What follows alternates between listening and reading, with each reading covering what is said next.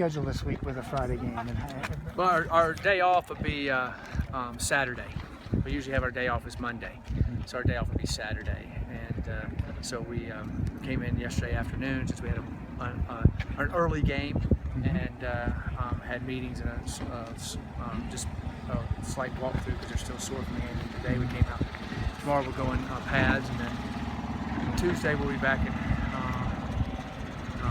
shells, and then we'll go from there. Just like so, we just flipped it and ran it from Sunday through Friday. But Tuesday through Thursday would be normal Tuesday through Thursday, or no? Monday today is like a Tuesday. Okay. Yeah. Right. Is it a little less difficult when you're at least staying at home to play in the game versus having that travel day?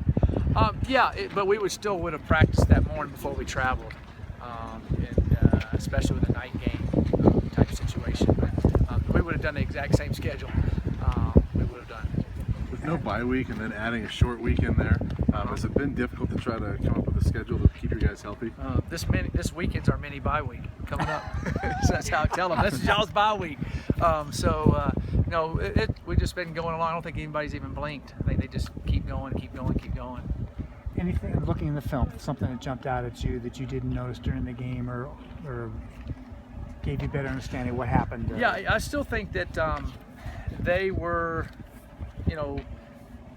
not trying to make it totally simplistic, but I really think the third down situation and a fourth down, they made a fourth down, we didn't.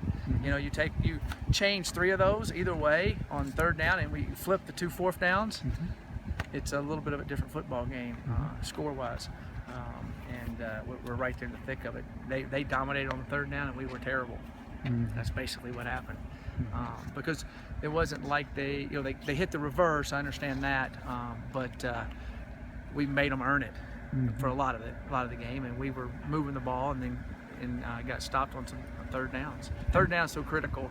Everybody knows that, but it was such a drastic difference in the game that made it different. And that goal line situation too after the interception, that's it was. Just bother you so much. Yeah, it was. They made a good play on the first one, and then we overthrew a pass. If he throws it right, we walk in. We walk in untouched. And then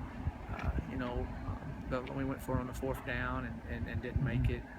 What about that pass? It looked to me like he was low and it skipped, but was there something else involved? Was it a bad throw, or was there more going on? Well, there's a guy that hit him right in the head. I don't understand why they. I can't really say that. I can't say that. But to me, that was a big play in the game too. But we should have got in there on the other 2 downs before that. We shouldn't have had to go for it on fourth down. Mike Shaw was very complimentary of you after the game. Yeah. And saying they really kind of had to run some trick plays to beat you guys.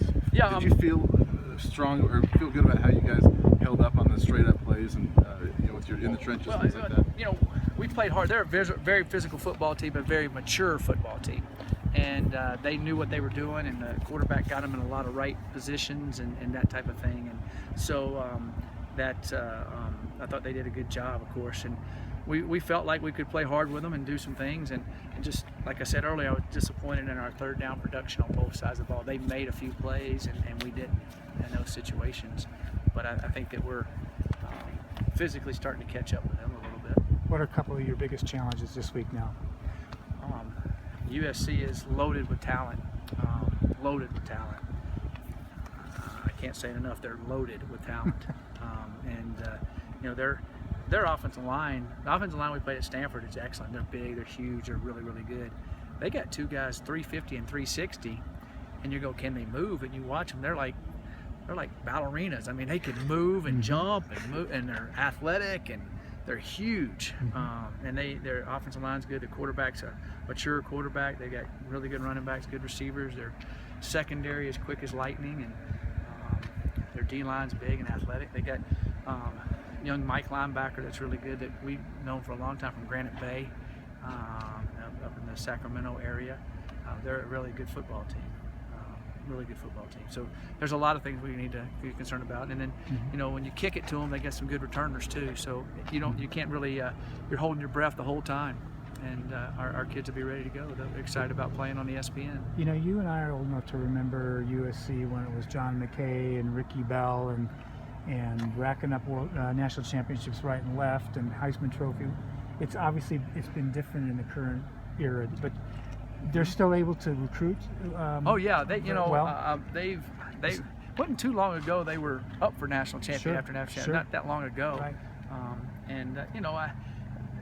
They just hadn't, I was kind of laughing at it the other day, not laughing, kind of felt, I don't know exactly what to say, but I've been here 2.5 years, they've had 4 head coaches. Right. So it's hard for them to have stability of having a great football team with that going on. They've got a lot of great football players, I know that. When fans see a team coming in from Southern California in November, they say, oh, let's hope it snows or whatever, it's freezing. Do you ever look at it like that? I hope there's 25 inches of snow on the ground and negative wind chill and the wind's blowing sideways. That might calm down some of their skill guys. But no, you go play, it'll be a nice, pretty night for us, and it'll be a good game. Actually, it's supposed to be cold, I think, isn't it? The high is 39, I think. Yeah, it feels like it's -10, won't it? Did you get Ryan Moeller back this week? They're still. He's progressing. He's progressing. He had the whiplash with his neck and all that stuff, so they're really being cautious there, which they should be. I want him back immediately, but we need to be very cautious on it. And I talked to his parents the other night, and we're just all hoping and praying that he can get back as quick as he can. So that's more of a neck issue rather than concussion. Right now, his concussion systems have gone way down. But if you've ever had whiplash before, you know how that is, and that bothers other. It makes you have headaches too. So we're just being careful on all of that situation to make sure everything's exactly like it should be. Is John Lascelles kind of taking over that right tackle spot, or are you still tinkering with things over there? No, we'll still play Sam. John started last week, and we'll see how practice goes this week. Who'll start? But John has, to me, has really improved after his first game each week in practice, and then the next game he's played well. I think he's kind of getting his feet wet, and he's battling hard in there. And Jared, will he be back this week? Jared, we'll find out a little bit more today. His symptoms were good yesterday on the concussion symptoms. We'll find out how they put him through all the different protocol, and the trainers and the doctors they let me know. Are we still asking? He's in that protocol deal, so he's low enough now that he can start doing all the testing and running and all that. So we'll see how he does with that. Are we still asking about Michael Atkins, or is Michael is going to run tomorrow? We'll see how he feels and runs, and go from there. Hamstrings are interesting deals. Thank you, Thanks, Coach. Coach. Thanks. Appreciate it, guys.